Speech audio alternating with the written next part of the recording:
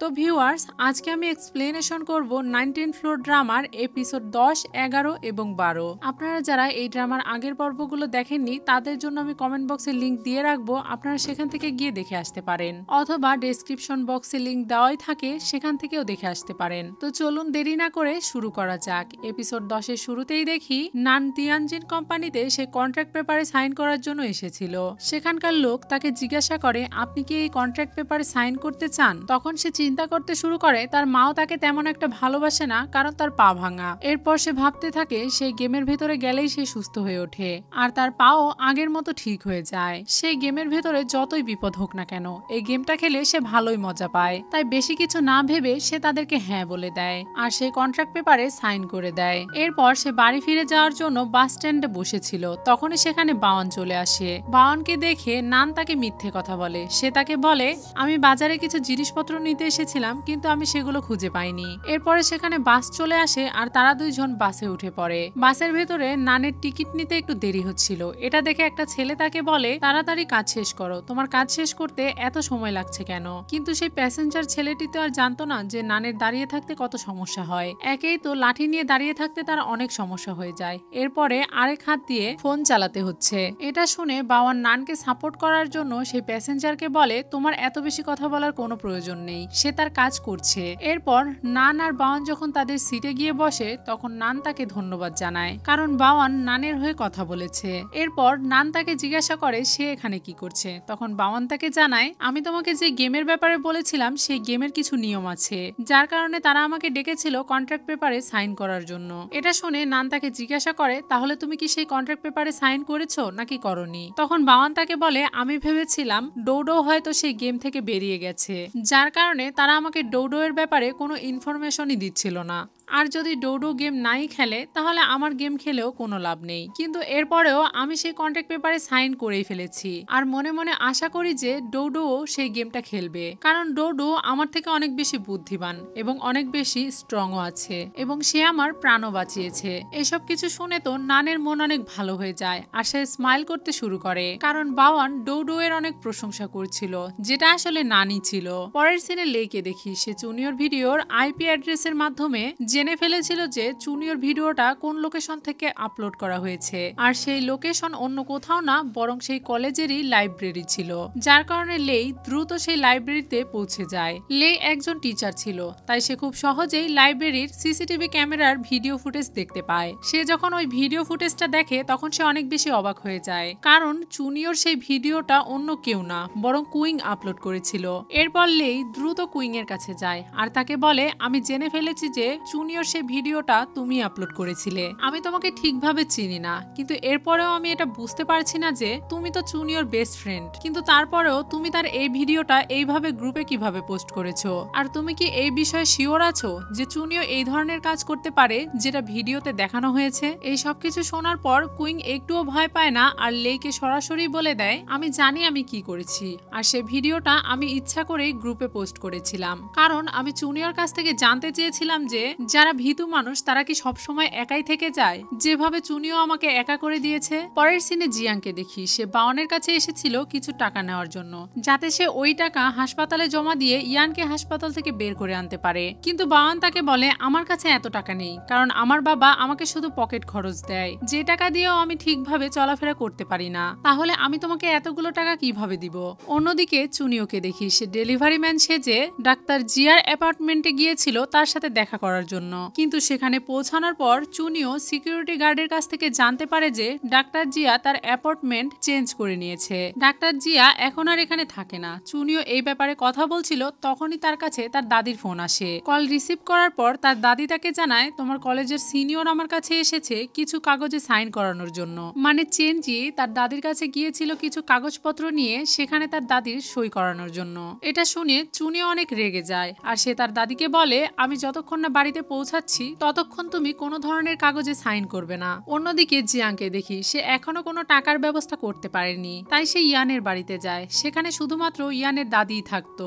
Young এখন দাদির সাথে অল্প একটু কথা বলেই চুপচাপ ভেতরে চলে যায়। সেখানে যাওয়ার পর সে পুরো রুমে টাকা খুঁজতে শুরু করে এবং সে সেখানে কিছু টাকা পেয়েও যায় এবং সেটা পকেটে ভরে নেয়। এরপর জিয়াং যখন সেখান থেকে চলে যাচ্ছিল তখনই দাদি তাকে পেছন থেকে ডেকে বলে, অনেকদিন হয়ে গেল তার সাথে হ্যানের কোনো যোগাযোগ নেই। সে জানে না যে হ্যান কোথায় আছে এবং ইয়ানেরও কোনো খোঁজ খবর নেই। এসব কিছু শোনার পর জিয়াং তো অনেক বেশি কনফিউজড হয়ে যায়, কারণ তার সাথে তো হ্যানের ফোনে কথা হয়েছিল।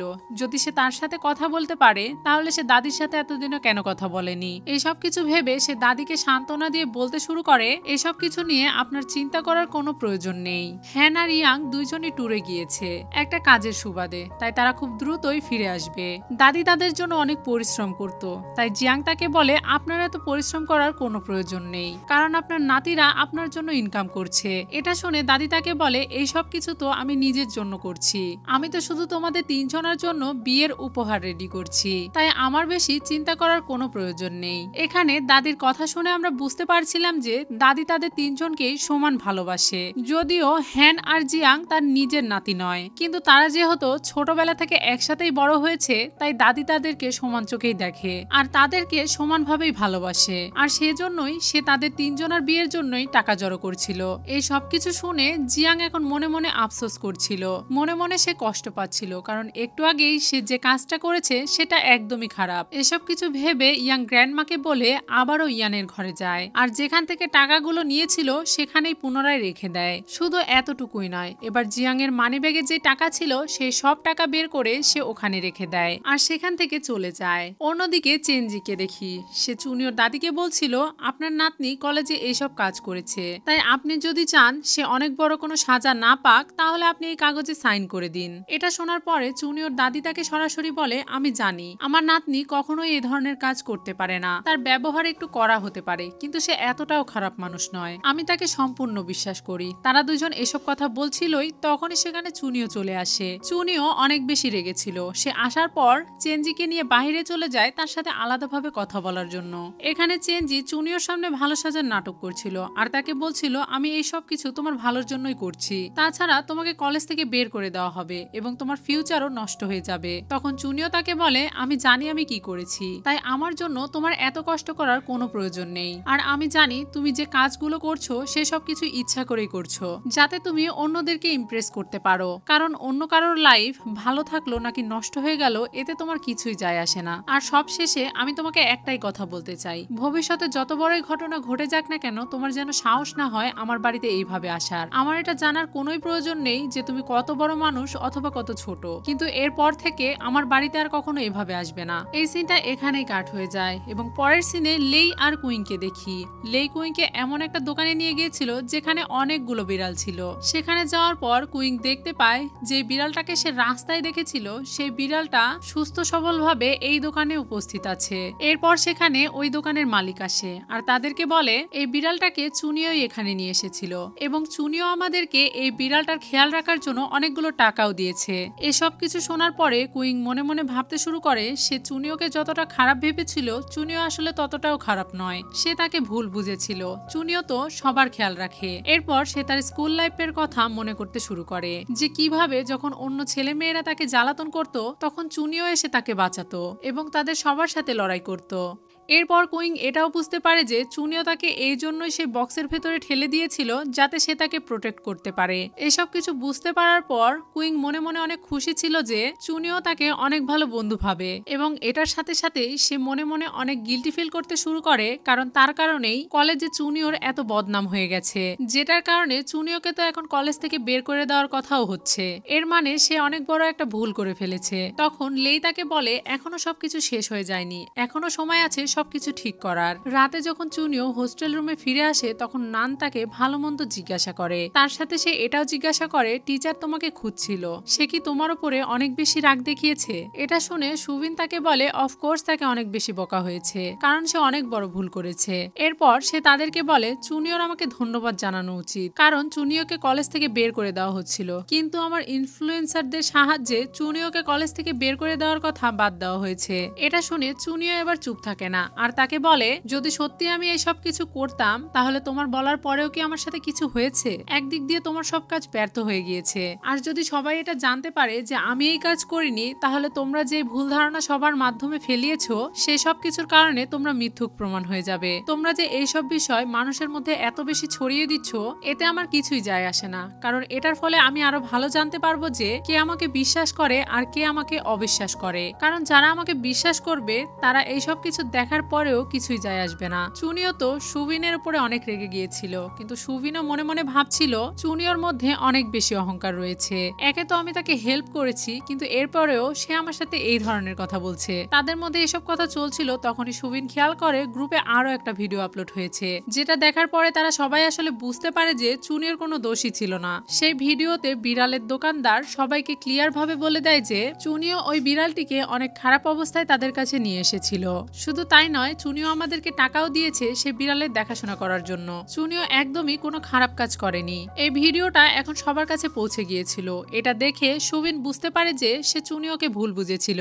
এই ভিডিওটা কলেজের প্রিন্সিপালও দেখে। এটা দেখার পর সে বুঝতে পারে যে চুনিও কোনো খারাপ কাজ করেনি, তাই সে চুনিওকে কলেজ থেকে বের করে দেওয়ার যে প্ল্যানটা করেছিল সেটা ক্যান্সেল করে দেয়। অন্যদিকে চেনজিকে তার বন্ধু এই ভিডিওটা দেখায় আর তাকে বলে তুমি কি খেয়াল করে দেখেছো এই ভিডিওটা যে বানিয়েছে তার কণ্ঠটা শুনতে একদমই লেয়ের মতো। এই জিনিসটা চেনজিও ফিল করতে পারে আর ভেতরে ভেতরে অনেক বেশি রেগে যায় আর ভাবতে শুরু করে লেই কেন চুনিওকে হেল্প করছে।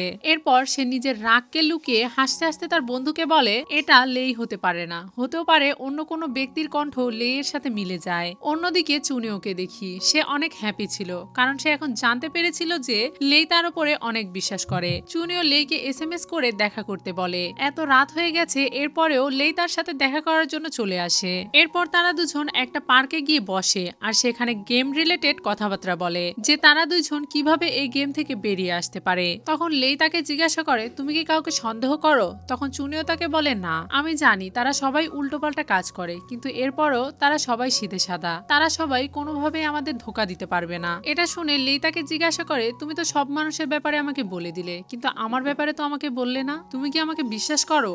এটা শুনে চুনিও তাকে কিছু বলে না আর চুপ করে থাকে এবং একটু পরে সে লেইকে সরাসরি ধন্যবাদ জানায় আর তাকে বলে আমি জানি সেই ভিডিওটা তুমি গ্রুপে দিয়েছো আমাকে নির্দোষ প্রমাণ করার জন্য।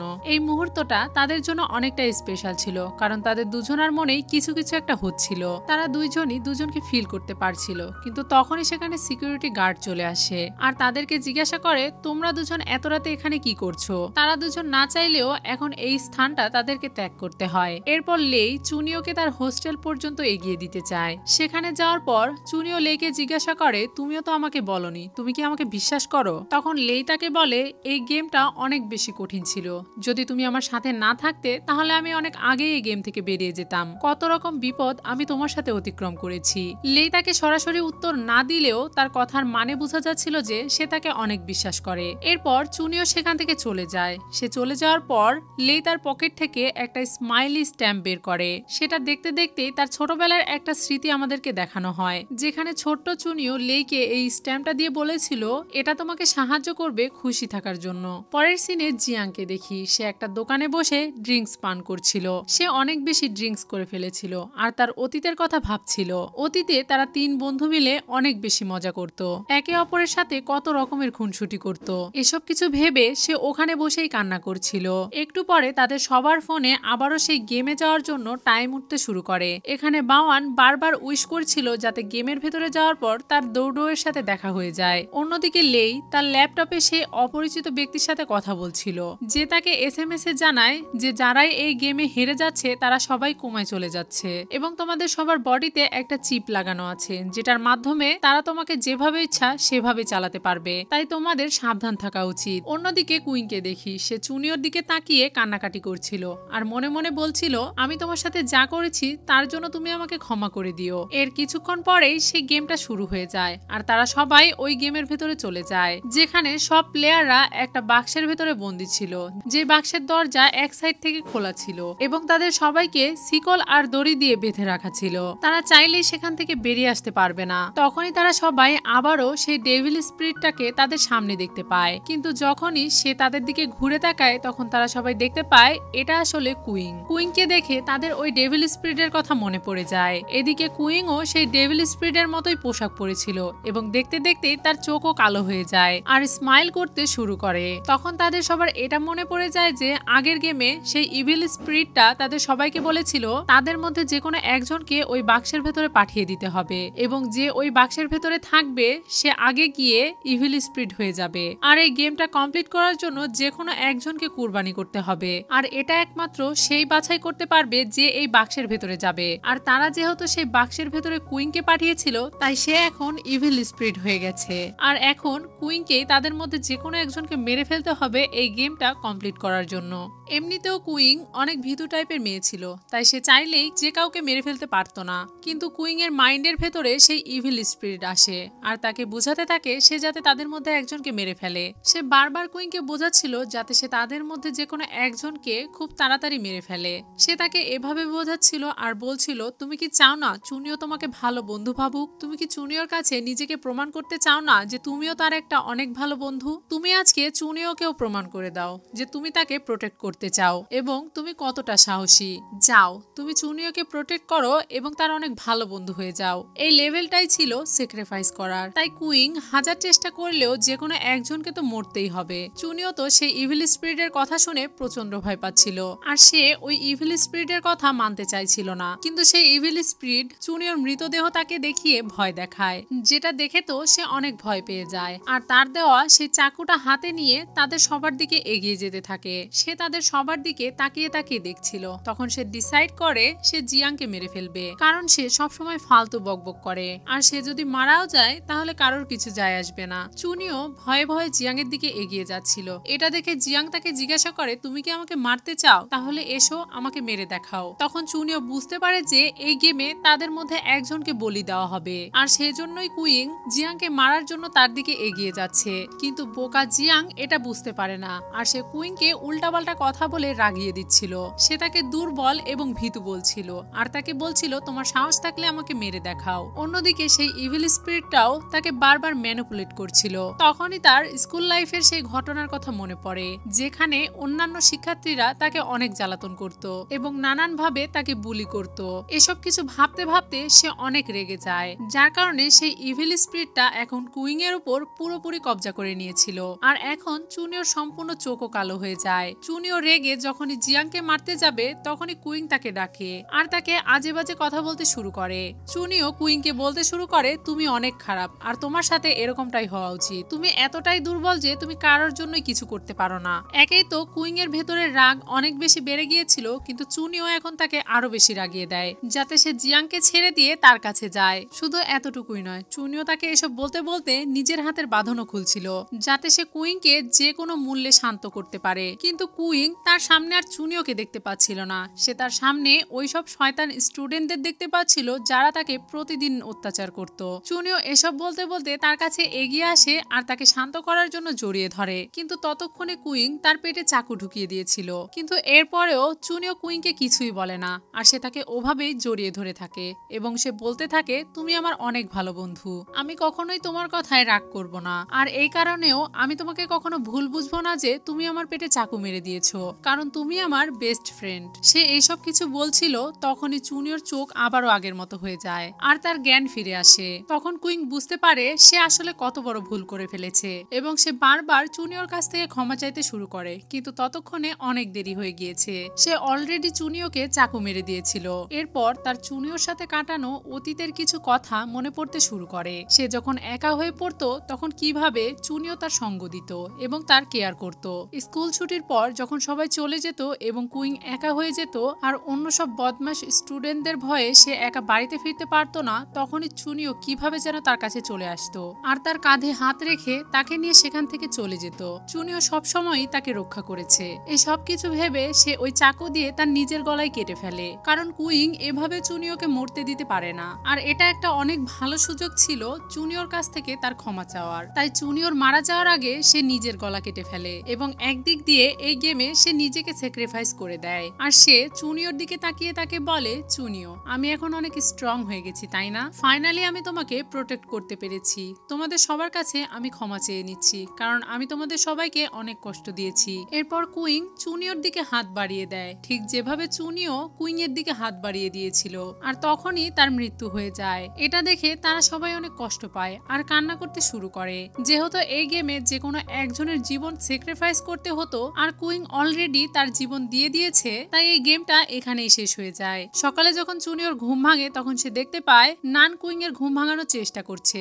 এটা দেখে সেও দ্রুত কুইং এর কাছে যায় আর তারা দুজন মিলেই তার ঘুম ভাঙানোর চেষ্টা করে, কিন্তু সে কিছুতেই জেগে ওঠে না। এরপর হোস্টেলে অ্যাম্বুলেন্স চলে আসে আর কুইংকে হাসপাতালে নিয়ে যাওয়া হচ্ছিল, কিন্তু এই ঘটনার মধ্যে চুনিও জানতে পেরে যায় নানি আসলে ডৌডৌ। তাছাড়া নান কিভাবে জানতে পারলো যে কুইং কোমায় চলে গেছে?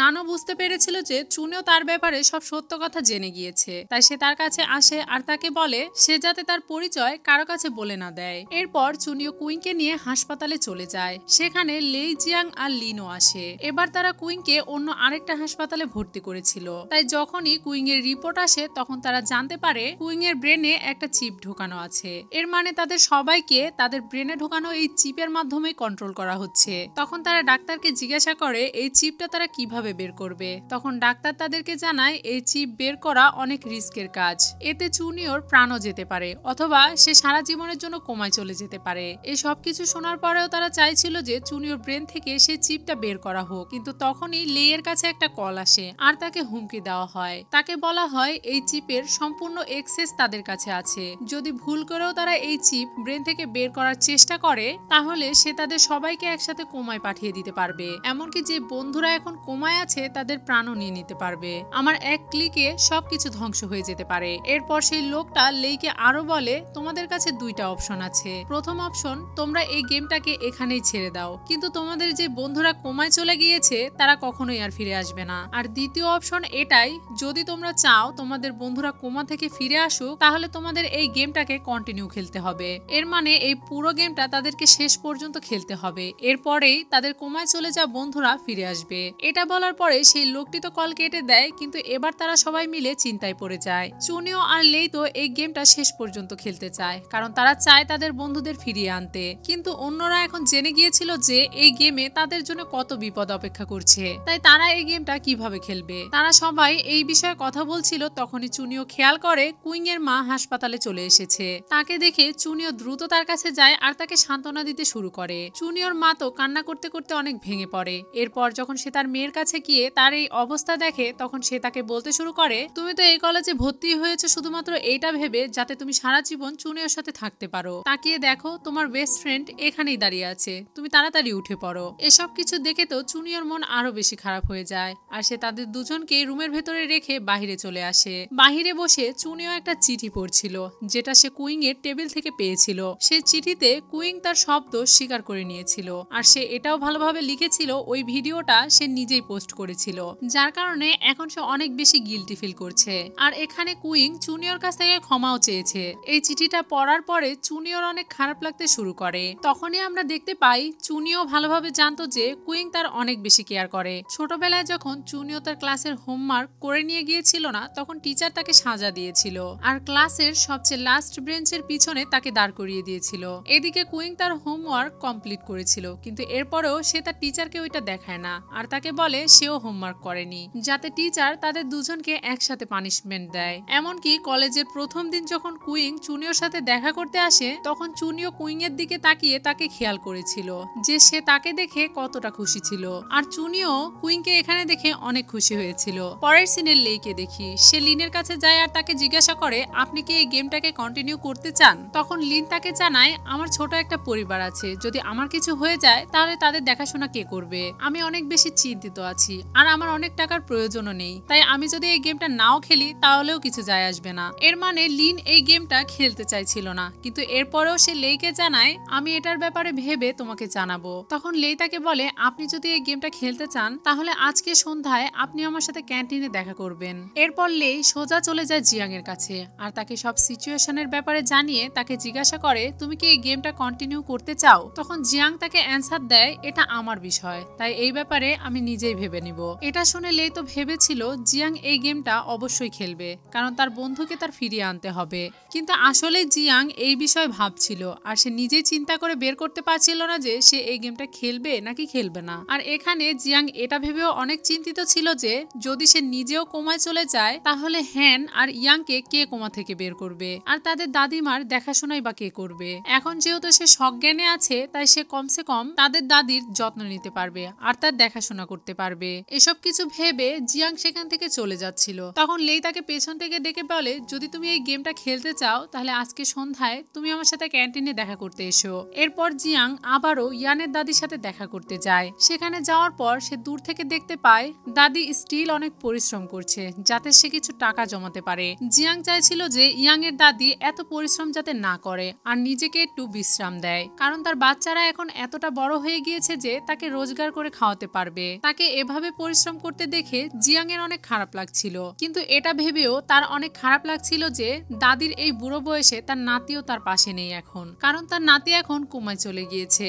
এসব কিছু ভেবে জিয়াং সেখান থেকে চলে যাওয়ার আগে মনে মনে বলতে শুরু করে, দাদি আমি তোমাকে কথা দিচ্ছি আমি তোমার দুজন নাতিকেই ফিরিয়ে আনবো। এরপর জিয়াং সেই লোকেশনে পৌঁছে যায় যেখানে বাওনের বাবা জুয়া খেলতো। এইবার জিয়াং মনে মনে ঠিক করে ফেলেছিল যাই হয়ে যাক না কেন সে বাওনের বাবার কাছ থেকে টাকা ফেরত নিয়েই ছাড়বে। তাই সে তার কাছে গিয়ে রাগ দেখিয়ে টাকা চাইতে শুরু করে, কিন্তু বাওনের বাবাও গুন্ডা টাইপের ছিল, তাই সে তাকে একটুও ভয় পায় না আর উল্টো তার উপরেই রেগে যায়। এটা দেখে তো জিয়াং আরো বেশি রেগে যায় আর তাকে মারার ভয় দেখাচ্ছিল, কিন্তু বাওনের বাবা উল্টো তাকেই অনেক মারধর করে। সেখানকার লোকজন বাওনের বাবাকে আটকায়, কিন্তু ততক্ষণে জিয়াং অনেক বেশি আহত হয়ে পড়েছিল। পরের সিনে আমরা আবারও সেই ব্যক্তিকে দেখতে পাই যে এই পুরো গেমটা হ্যান্ডেল করছিল। এবারও আমাদেরকে সেই লোকটার চেহারা দেখানো হয় না, কিন্তু তার সেক্রেটারি তাকে একটা ফাইল দিয়ে যায়, যেটা ওপেন করলে আমরা দেখতে পাই এইবার তার হাতে সুবিনের বায়োডাটা আছে, যেটা দেখে সেই লোকটা বলতে শুরু করে এই গেমটা এবার আরো বেশি ইন্টারেস্টিং হতে চলেছে, আমিও দেখতে চাই তোমাদের বন্ধুত্ব কতটা স্ট্রং। এর মানে আমরা বুঝতেই পারছি যে ওই ব্যক্তিটা মনে মনে আরো কিছু প্যাচ লাগাচ্ছে, যেখানে সে সুবিনকে ইউজ করতে চলেছে। আর এখানেই আজকের এই এপিসোডটা শেষ হয়ে যায়। এপিসোড 12 শুরুতেই দেখি সুবিন যখন সেই 19 ফ্লোরের পাশ দিয়ে হেঁটে যাচ্ছিল তখনই সে অনুভব করে তাকে কেউ ফলো করছে, কিন্তু সে ভালো করে চারিদিকে খেয়াল করলে কাউকেই দেখতে পায় না। আর সে সোজা চলে যায় তার পার্সেল রিসিভ করার জন্য। পার্সেল নিয়ে নেওয়ার পর তার কাছে একটা মেসেজ আসে, যেটা তার ভাইয়ের মেসেজ ছিল। এখানে তার ভাই তাকে জানায় ফাইনালি তোমার ভাই আরো একটা জব খুঁজে পেয়েছে। এখানে সে একটা ডেলিভারি ম্যানের জব পেয়েছিল। এসব কিছু জানার পরে সুবিনের চেহারা দেখে আমরা বুঝতে পারি সে এইসব কিছু শুনে খুব একটা খুশি নয়। আর এখানে এটাও ফিল করা যায় যে সুবিন হয়তো তার ভাইকে খুব একটা পছন্দ করে না। পরের সিনে চুনিওকে তার রুমে বসে কম্পিউটার টিপতে দেখি, তখনই সেখানে নান আসে আর তাকে জিজ্ঞাসা করে হাসপাতালে কি হয়েছে, এখন কি কুইং ঠিক আছে, তোমরা কি কিছু জানতে পেরেছো? তখন চুনিও তাকে বলে দেয় তাদের সবার ব্রেনে চিপ লাগানো আছে, যেটার মাধ্যমে তারা সবাই গেমে এন্ট্রি করতে পারে। আর এটার কারণে কুইং গেমে আউট হয়ে গিয়েছে, যার কারণে সে এখন কোমায় চলে গেছে। আর যে এই সব কিছু আমাদের সাথে করছে সে আমাদেরকে বলেছে আমরা যদি এই গেমটা কন্টিনিউ করি তাহলে যে ব্যক্তিরা কোমায় চলে গেছে তাদেরকে তারা ফিরিয়ে দেবে। এটা শুনে নান তাকে বলে ঠিক আছে তাহলে আমরা এই গেমটা খেলবো আর কন্টিনিউ করব। এটা শুনে চুনিও তো অনেক বেশি খুশি হয়ে যায় আর সে কুইং এর তরফ থেকে নানকে ধন্যবাদ জানায়। এটা শুনে নান তাকে বলে তোমার আমাকে ধন্যবাদ জানানোর কোনো প্রয়োজন নেই, কারণ এই গেমটা খেলতে আমার অনেক ভালো লাগে আর এই গেমের ভেতরে যাওয়ার পরে আমি হাঁটা চলা করতে পারি। আর যেদিন আমি এই গেমটা খেলতে খেলতে বিরক্ত হয়ে পড়বো সেদিন আমি নিজে গিয়ে মাথার ভেতর থেকে সেই চিপটা বের করে আনবো, তোমার বেশি টেনশন নেওয়ার প্রয়োজন নেই। এরপর নান আবারও চুনিওকে রিকোয়েস্ট করে যাতে সে এই ব্যাপারে কাউকেই না বলে যে সেই ডুও। এখানে তারা দুজন কথা বলছিল তখনই সেখানে সুবিন চলে আসে। সুবিনের হাতে একটা বড় বক্স ছিল যেখানে অনেকগুলো পার্সেল ছিল। সে সবকিছু একসাথে ভেতরে নিয়ে আসতে তার একটু কষ্ট হয়ে যাচ্ছিল। সে ভেবেছিল হয়তো নান এসে তাকে হেল্প করবে, কিন্তু নান তো তাকে পুরোপুরি ইগনোর করে আর সেই সবকিছু তাকে একা একাই রুমের ভেতরে নিয়ে আসতে হয়। পরের সিনে বাউনকে দেখি সে একা একাই বাস্কেটবল খেলছিল আর সে ভেতরে ভেতরে অনেক চিন্তিত ছিল, যেটা দেখে নান তার কাছে আসে আর তাকে বলে আমি যদি একটা গোল দিতে পারি তাহলে কিন্তু তোমাকে আমার একটা প্রশ্নের উত্তর দিতে হবে। এটা শুনে বাউন রাজি হয়ে যায়, কারণ সে জানতো নান গোল করতে পারবে না, কিন্তু সে তো জানতোই না যে নান অনেক ভালো বাস্কেটবল খেলতে পারে, তাই সে অনেক ইজিলি একটা গোল করে দেয়। এরপর যখন বাওয়ান গোল করতে যাবে তখন সে এই কাজটা করতে পারে না। এরপর নান তাকে একটা প্রশ্ন করে, সে এত চিন্তিত কেন?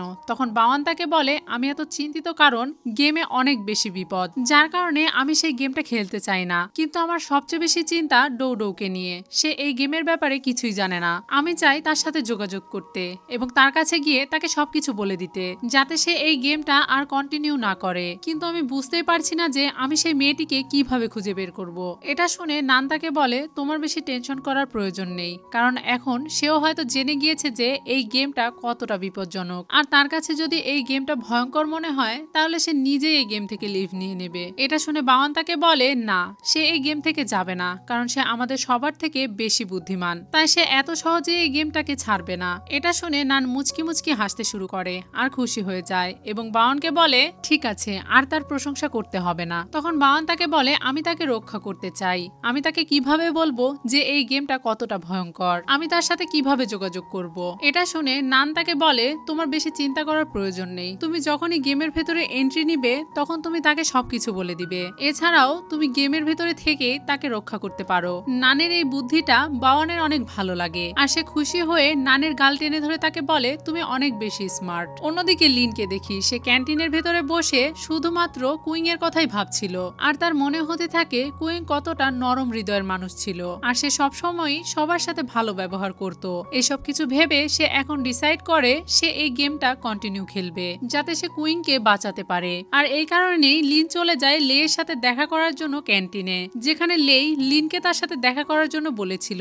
অন্যদিকে বাওয়ানকে দেখি তাকে জিয়াং কিডন্যাপ করে নিয়েছিল। আর বাওয়ানকে কিডন্যাপ করার কারণ আমরা বুঝতেই পারছি, সে তাকে এই জন্যই কিডন্যাপ করেছিল যাতে সে তাকে বন্দি করে বাওয়ানের বাবার কাছ থেকে তার টাকা ফেরত চাইতে পারে। সে বাওয়ানকে বেঁধে রেখে তার ফোন থেকেই তার বাবাকে কল করে আর তাকে বলে, তোমার ছেলে আমার কাছে বন্দি আছে, তুমি যদি টাকা নিয়ে তাড়াতাড়ি না আসো তাহলে আমি তোমার ছেলেকে মেরে ফেলবো। এটা শুনে বাওয়ানের বাবা সেই কল কেটে দেয়, কারণ সে মনে করেছিল হয়তো বাওয়ান তার সাথে প্র্যাঙ্ক করছে। এরপর সে আবারও বাওয়ানের বাবাকে কল করে আর এবার সে বাওয়ানের সাথে কথা বলার জন্য তার কানে ফোনটা ধরে, কিন্তু তার বাবা তার কোনো কথাই বিশ্বাস করছিল না আর সে মনে করছিল এই সব কিছু হয়তো তার সাথে মজা করা হচ্ছে, নয়তো তার ছেলের ফোন কেউ চুরি করে নিয়েছে, যার কারণে তারা তার সাথে এই ধরনের মজা করছে। বাওয়ানের বাবা তাস খেলতে এতই বেশি বিজি ছিল যে সে তার ছেলের কথা ভালোভাবে শুনছিলই না। এই সব কিছু দেখে জিয়াং তো পাগলের মতো করতে শুরু করে, কারণ সে অনেক পরিশ্রম করে ফেলেছে আর এত কিছু করার পরেও সে টাকা পাচ্ছে না। কিন্তু তৃতীয়বার যখন বাওয়ানের ফোনে কল আসে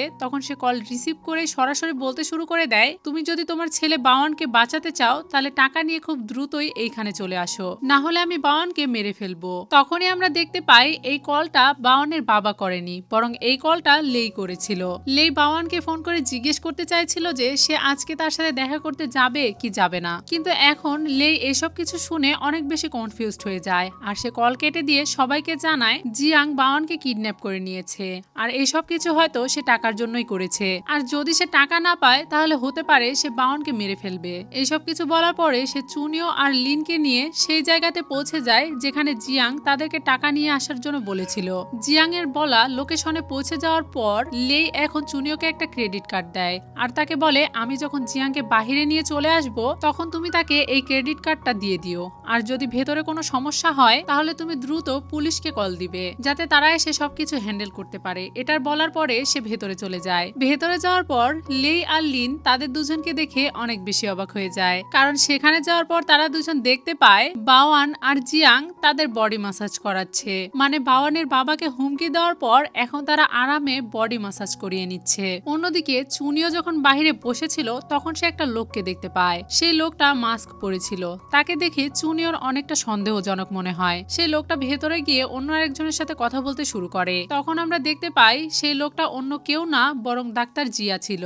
ডাক্তার জিয়াও লেই এবং অন্য সবাইকে দেখতে পায়, যার কারণে সে তাদের সামনে চলে আসার আগেই নিজেকে লুকিয়ে ফেলে। এখন সবাই বাহিরে চলে আসে। বাহিরে আসার সাথে সাথে লেই তার কার্ড জিয়াংকে দিয়ে দেয় আর তাকে বলে, তুমি এই টাকা খরচ করতে পারো ইয়াং এর হাসপাতালের বিলের জন্য। কিন্তু জিয়াং তার কার্ড নেয় না, কারণ সে বুঝতে পেরেছিল টাকা তোলার জন্য যে রাস্তায় সে চলেছিল সেটা আসলে ভুল ছিল। এরপর জিয়াং লেই এর কার্ড না নিয়েই সেখান থেকে চলে যায়। এদিকে বাওয়ান আর লিনেরও কিছু কাজ ছিল, যার কারণে তারা দুজনও সেখান থেকে চলে যায়। কিন্তু লেই আর চুনিওর নিজেদের মধ্যে কিছু কথা বলার ছিল, যার কারণে তারা দুজন সেখানেই দাঁড়িয়ে থাকে। তারা সবাই চলে যাওয়ার পর চুনিও লেইকে বলে, একটা লোক এখানে এসেছিল যাকে দেখে তার সন্দেহ হচ্ছিল। তখন লেই তাকে বলে, আমিও সেই ব্যক্তিটিকে দেখেছিলাম, কিন্তু আমি তার চেহারা দেখতে পাইনি। তারা এসব কথা বলছিল, তখনই তারা খেয়াল করে দরজার আড়াল থেকে কেউ তাদেরকে দেখছে। আর যখনই তাদের চোখ ওইদিকে যায় তখনই সে সাথে সাথে দরজা বন্ধ করে দেয়। এটা দেখার সাথে সাথে চুনিও আর লেই তাদের পিছু করতে শুরু করে, কিন্তু তারাও কম ছিল না।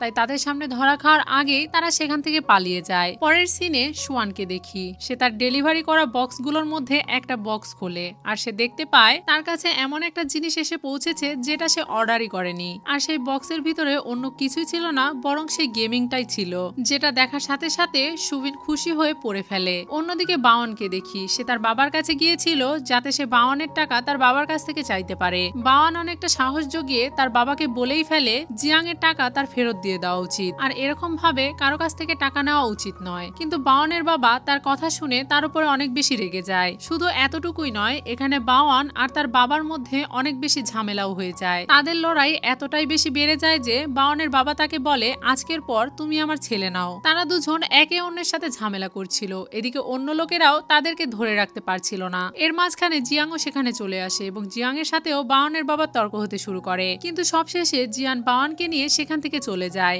এরপর তারা দুজন একটা রেস্টুরেন্টে যায়, যেখানে বসে জিয়াং বাওয়ানের কাছ থেকে ক্ষমা চাইছিল আর তাকে বলছিল এটা আমার আর তোমার বাবার বিষয় ছিল, এর মাঝখানে তোমাকে টেনে আনা আমার উচিত হয়নি, আমার কারণে তোমার আর তোমার বাবার মধ্যেকার রিলেশনশিপ নষ্ট হয়ে গিয়েছে।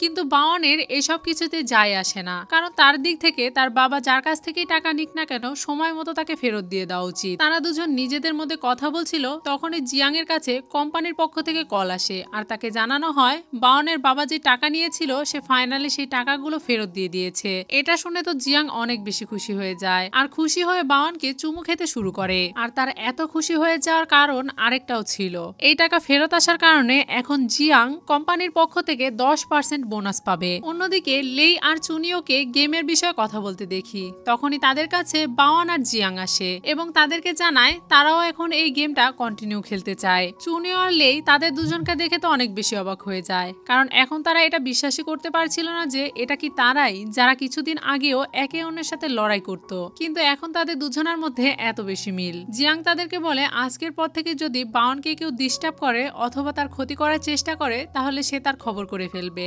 এছাড়াও আজ থেকে বাওয়ান তার ভাইয়ের মতো, তাই সে সব সময় তাকে রক্ষা করবে। এছাড়াও জিয়ান তাদের সবাইকে বলে এতদিন তার জন্য যেরকম হ্যান আর ইয়ান ছিল, ঠিক আজকের পর থেকে বাওয়ানও তার জন্য সেই রকমই। এরপর বাওয়ান তার বাবার কাছে যায় তার কাছে ক্ষমা চাওয়ার জন্য, কারণ একদিক দিয়ে সে তার বাবার সাথে অনেক বেশি খারাপ ব্যবহার করে ফেলেছে, যেটা বাওয়ানের করা একদমই উচিত হয়নি। কিন্তু অফকোর্স বাওয়ান কিছু ভুলও করেনি, কিন্তু এখন যেহেতু সবকিছু ঠিক হয়ে গিয়েছিল তাই বাওয়ান তার বাবার কাছে আসে ক্ষমা চাওয়ার জন্য। কিন্তু তার কাছে আসার সময় বাওয়ান সাথে করে তার বাবার জন্য কিছু খাওয়ার অর্ডার করে নিয়ে আসছিল, কিন্তু বাওয়ানের বাবা অনেক বেশি ঘাটতেরা টাইপ ছিল, যার কারণে সে বাওয়ানের দিকে তাকিয়েও দেখে না আর সম্পূর্ণরূপে বাওয়ানকে ইগনোর করতে থাকে, যার কারণে বাওয়ান তার আনা খাওয়ারটা সেখানে টেবিলের উপরে রেখেই চলে যায়। বাওয়ান সেখান থেকে চলে যাওয়ার পর তার বাবার বন্ধু তাকে বলে তোমার ছেলে তোমার জন্য খাবার নিয়ে এসেছে, যদি তুমি সেই খাবারটা না খেতে চাও তাহলে আমরা খেয়ে নিতে পারি। এটা শোনার পরে বাওয়ানের বাবা তাদেরকে নিষেধ করে দেয় আর তাদেরকে বলে